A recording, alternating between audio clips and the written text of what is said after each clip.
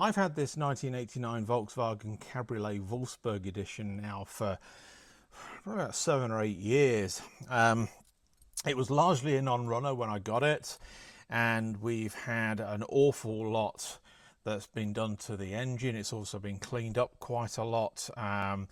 The fuel system was reworked as well, including new fuel pumps, fuel filters. We've had new brake booster line on here as well, new engine mounts. What else have we had done? New water pump, most of the cooling system is new. An awful lot that's been done to it. But now we've got a problem. And I'll tell you what that problem is momentarily. I'm Darren, and this is Auto Atlantica.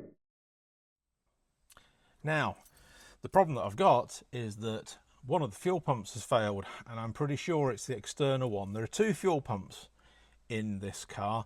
There is an internal one, which is basically like a transfer pump that sits in the fuel tank, and it transfers fuel out to a external fuel pump, which is the main one, which sits just in front of the tank, in front of the passenger side wheel, underneath the car. It's possible that that's been damaged. I noticed late last year after a run that I got back and it was making a noise, and it had to be the external one. From the sound it was making, it was very audible, and then it seemed to go away. When I was winter starting it, it didn't make that noise at all. It seems to have just occurred while I've been out in the car. I've only taken this car out a couple of times this year so far, and on both occasions when I got back, the fuel pump was making a hell of a noise. And it's probably just as well that I caught it in time, because yesterday I went to start it for the first time in just over a month, and it had a job starting. Sounded a bit sluggish, but then it fired into life and it was fine for several minutes. I switched it off and started it up again, and it was fine to begin with, and then it started chugging and it just cut out. Then I continued to try and start it, and it would fire up, but then almost immediately just start spluttering and cut out. Classic fuel pump symptoms. But then I noticed that the fuel pump noise was back. But this time, that fuel pump noise, when I switched the engine on, just shut down by itself after a few seconds. So it's delivering fuel for a couple of seconds and then stops. So that's why it's cutting out. So even I can diagnose that. It's now the following morning. I'm going to fire it up again and see if we've got the same issue. We should do, because fuel pumps don't fix themselves. Fires up. I did just notice actually that when I turned it on, I could hardly hear the fuel pump, which is interesting. But it's just fired up and it's back to normal. That'll make it easier to get out when the tow truck arrives. Okay, so it's now the following week, and I got the Cabrio out of the garage this morning. The fuel pump sounded just fine. The car drove just fine. I reversed it all the way up the drive just fine. No spluttering, no loud noises from the pump, nothing. So at this point, you know, there could be a number of reasons for this. Now, the biggest problem this car has, like many of my cars, is that it doesn't get used very much.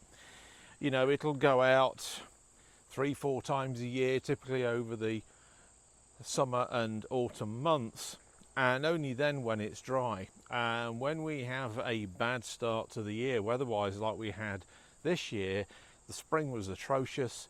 Early summer until middle of July was also atrocious in terms of weather, and most weekends were just simply wet or severe weather or whatever.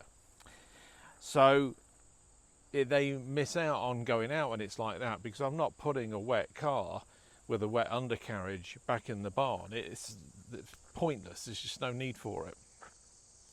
The other issue that I have is that I tend to farm everything out to some mechanics. My Jaguars go to a place in New Brighton, and everything else, pretty much everything else, goes to a local guy. And of course that depends on their schedules as well. I do not have the time and certainly don't have the resources to really tackle large jobs here, and what I need is somebody that's experienced enough to be able to sort of run through and perform diagnostics so they can count things out.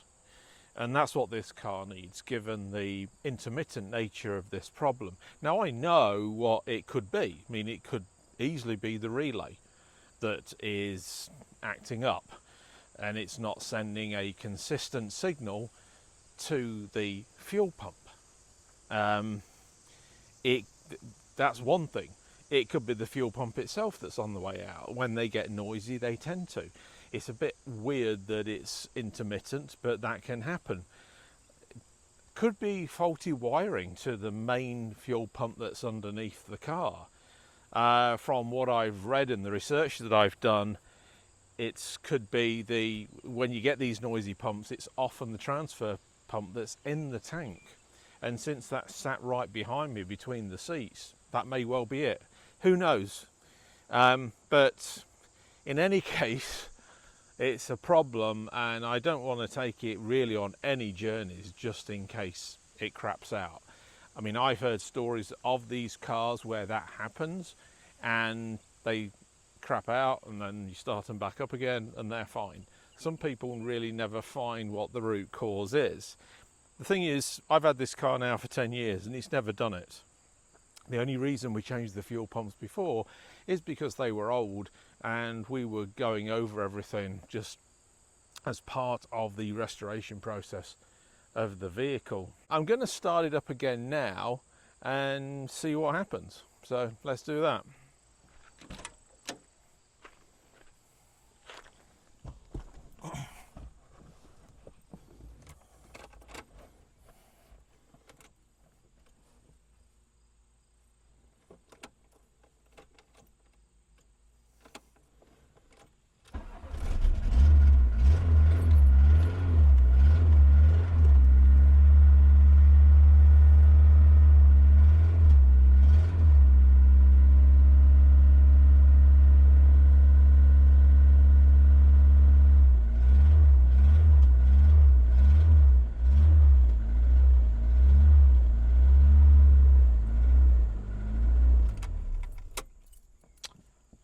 That's interesting.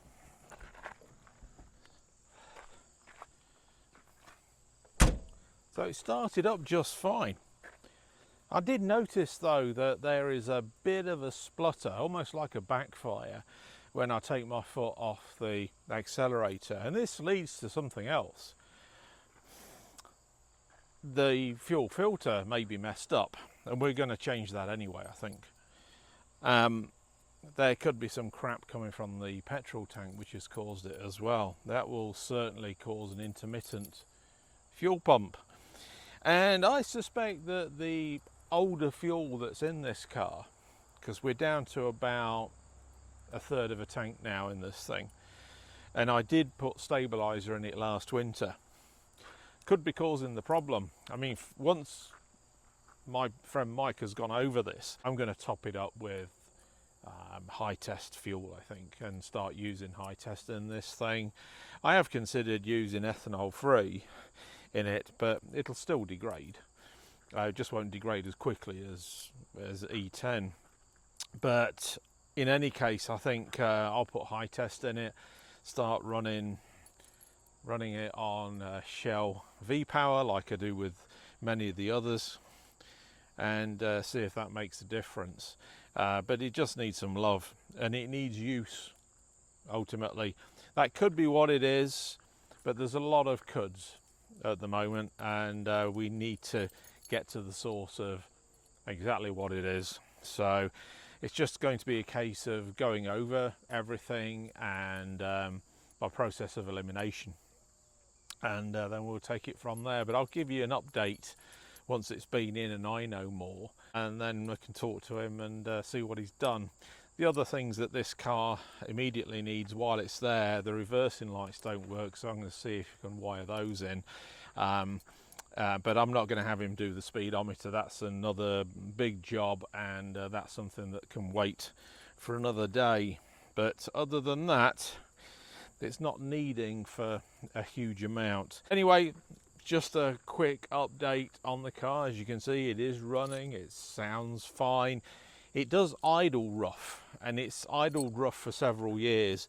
And I think when the last guy had it, he just set the idle too low. That's it from my 1989 Volkswagen Cabriolet. I'll keep you posted onto the progress of this thing, but it really needs a good run, and that's exactly what we're going to do once this round of repairs is complete. I'm Darren, and this is Auto Atlantica.